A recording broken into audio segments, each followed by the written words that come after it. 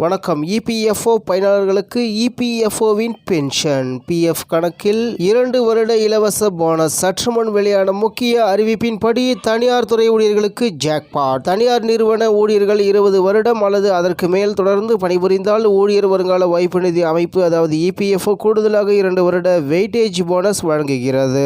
செய்தியை முழுமையாக கேட்கறதுக்கு முன்னாடி நம்ம சேனலை சப்ஸ்கிரைப் பண்ணலாம். சப்ஸ்கிரைப் பண்ணிக்கோங்க. மறக்காம பெல் பட்டனை கிளிக் பண்ணிக்கோங்க. அப்பதான் நம்மளுடைய அப்டேட்டட் நியூஸ் உங்களுக்கு உடனுக்குடன் வந்து சேரும். தனியார் துறையில் தொடர்ந்து வேலை செய்து வரும் ஊழியர்களுக்கு ஊழியர் வருங்கால வைப்பு நிதி அமைப்பிடம் அதாவது இபிஎஃப்ஓவில் இருந்து ஒரு முக்கியமான அப்டேட் வந்துள்ளது. உங்கள் பணி காலத்தில் குறைந்தபட்சம் 20 வருடங்கள் சேவையை நிறைவு செய்திருந்தால் ஓய்வுக்கு பிறகு உங்களுக்கு கிடைக்கும் மாதாந்திர பென்ஷனில் கணிசமான உயர்வு இருக்கும். இபிஎஃப்ஓ விதிகளின்படி 20 ஆண்டுகள் அல்லது அதற்கு மேல் சேவை செய்த ஊழியர்களுக்கு ஒரு சிறப்பு போனஸ் பலன் கிடைக்கும்.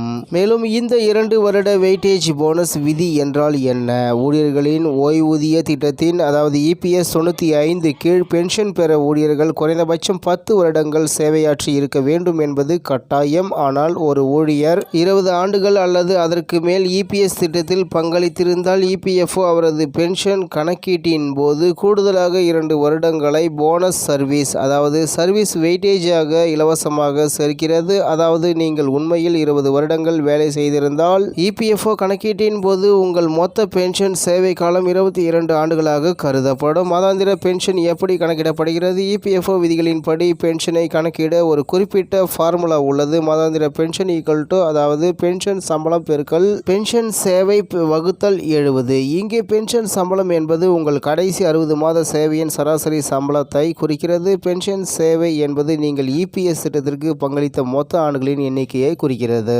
ஒரு ஊழியரின் பென்ஷனுக்கு தகுதியான சம்பளம் ரூபாய் 15,000 என்றும் அவர் மொத்தம் 20 ஆண்டுகள் பணியாற்றியுள்ளார் என்றும் வைத்துக்கொள்வோம். விதிகளின்படி 20 ஆண்டுகளை நிறைவு செய்தால் அவருக்கு 2 வருட போனஸ் கிடைக்கும். அதாவது அவரது மொத்த பென்ஷனுக்குரிய சேவை 22 ஆண்டுகள். இப்போது ஃபார்முலாவில் கணக்கிட்டு பார்ப்போம். பென்ஷன் ஈக்குவல் டு ரூபாய் 15,000 பெருக்கல் 22 வகுத்தல் 70. பென்ஷன் ஈக்குவல் டு 3,30,000 வகுத்தல் 70. மொத்த மாதாந்திர பென்ஷன் ஈக்குவல் டு ரூபாய் 4,714.28. அதாவது நீங்கள் மொத்தம் 20 ஆண்டுகள் இபிஎஃப் அல்லது இபிஎஸ் திட்டத்தில் பங்களித்திருந்தால் இந்த உதாரணத்தின்படி 58 வயதில் ஓய்வு பெற்ற பிறகு உங்களுக்கு மாதந்தோறும் சுமார் ரூபாய் 4,714 பென்ஷன் கிடைக்கும்.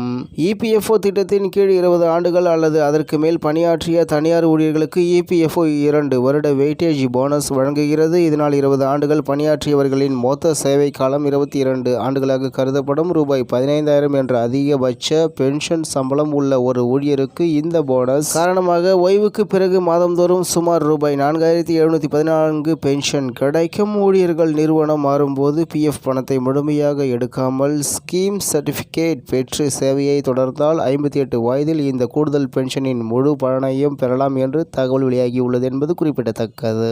இத்துடன் இன்றைய முக்கிய செய்தி நிறைவேறுகிறது. மேலும் இது போன்ற செய்திகளை உடனுக்குடன் தெரிந்து கொள்ள ஆர்கே நியூஸ் தமிழ்நாடு சேனலுடன் இருங்கள். நன்றி, வணக்கம்.